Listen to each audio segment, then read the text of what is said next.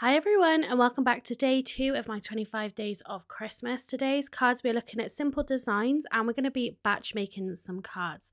So we're going to be using this traditional Christmas embossing folder, and we're actually going to be using some craft card bases. We haven't pulled these out for a good while now, and I thought I've got them in the cupboard and we're going to use them up, and we're going to do kind of a different colour palette for these Christmas cards. So we're going to be batch making 4 of these, and I think in total it took me around about 35 minutes to make all of these cards.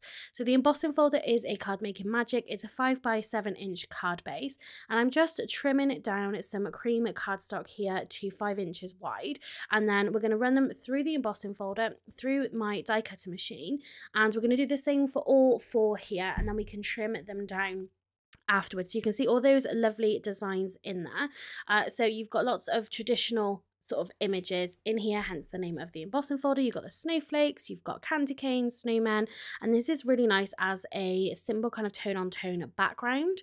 And I picked this cream because I thought that would work really nice with the craft cardstock that we've got for the card bases. And we're going to bring in some sort of browns and chocolates and a little bit of neutral twine then just to finish this off. So it's really all about easy card design here, and that's easy for batch making. So not every single card that you send out has to be completely different. You can, if you've got a lot to send out, create batches. Not every card has to be the exact same, so you don't need to be kind of too perfect in that sense, but it's just easy for you as a creator if you've got a lot of cards to make, again, rather than having to come up with lots of different designs.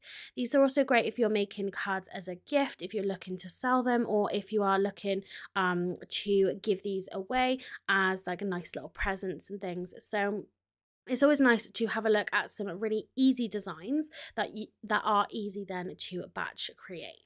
So I've just cut down all of these pieces. So again, my card base is 5 by 7, and I've trimmed this then embossed panel down to 4 3/4 by 6 3/4.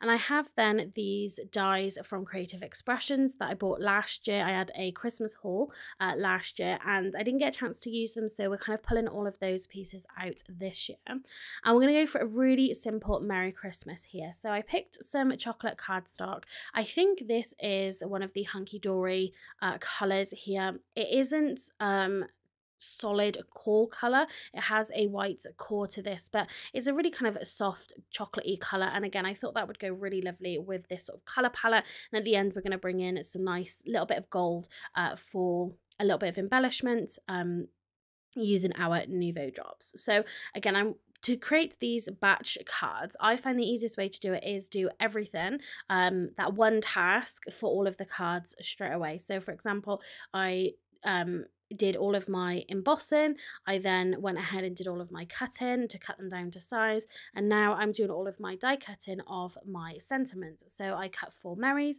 then I moved on to the Christmas and cut 4 of those. I find that that is the easiest way for batch creating, rather than creating a card sort of start to finish, which can feel like it's going to take a lot longer. With this, you're sort of going through it step by step. So now that I've die cut all of these, what I'm going to do is kind of make one card so I can really sort of see how I want it to look. I can really work on that design, and then I know exactly what I'm doing for the other cards.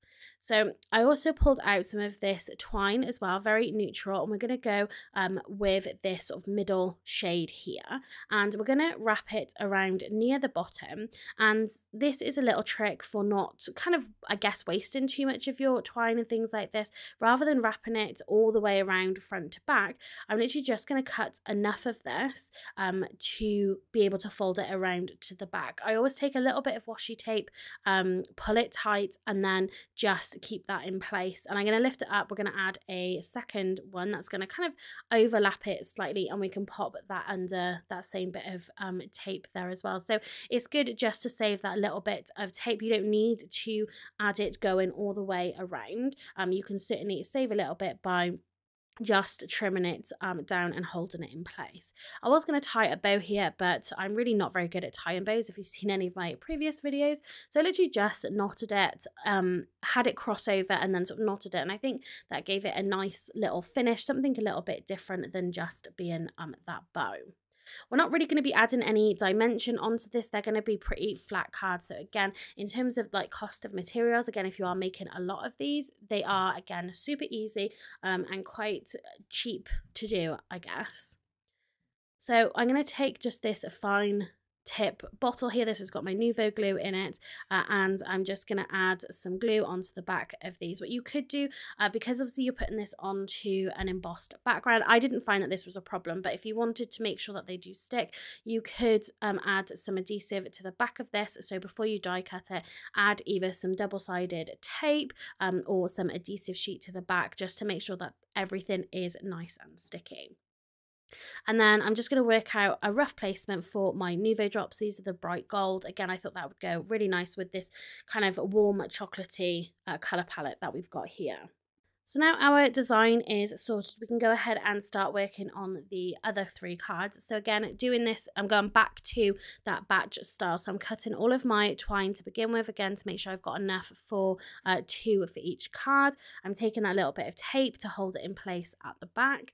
And yeah, just working through that process. Again, I do honestly find this the easiest way of creating multiple cards. And again, like I said, not every card has to be exactly the same. You don't have to have it crossed over the same way. It doesn't have to be in the exact same place, because you're only going to be sending one card to one household. It's not as if you're going to send a card, like multiple cards to the same house that are all going to be the same design. So it doesn't matter if they're all the same or not. You know, they can all be a slight variation on each other, but it's just the process that is to be really enjoyed. So again, I'm just making my little knot here. So one of them is on the right hand side, on the left hand side, sorry, the rest are on the right hand side. So again, they don't all have to be exactly the same.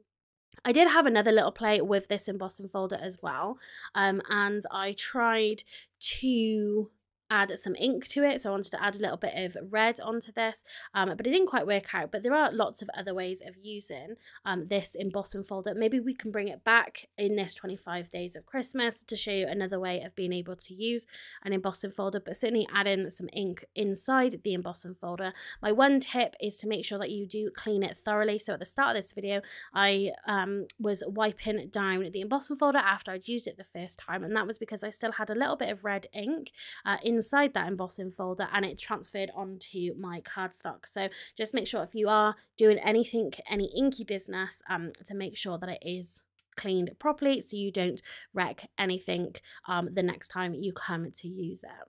So I'm just adding my last Merry Christmas onto here, and I really love these. Again, such a simple design and really easy to put together. So we're going to add these few Nuvo drops here, and we're trying to vary the sizes. I've added a few more. I think I added 5 in total per card, so I've added a few more than what I normally do because we've got a little bit more space here to use. It's not like we have tons going on this particular card design. But yeah, just changing the placement of them, changing the thickness or how big they are as well, again, can add some nice interest. So that is our cards for day 2 of our 25 days of Christmas. I love how these came out. Again, super simple. I'm going to bring it up closer to the camera so you can see that embossing folder detail there. So it's just a really nice, again, traditional Christmassy images back there, but with a twist by adding a slightly different color palette. But yeah, I really love this embossing folder, and again, you could then go around and cut these little pieces out as well if you wanted to.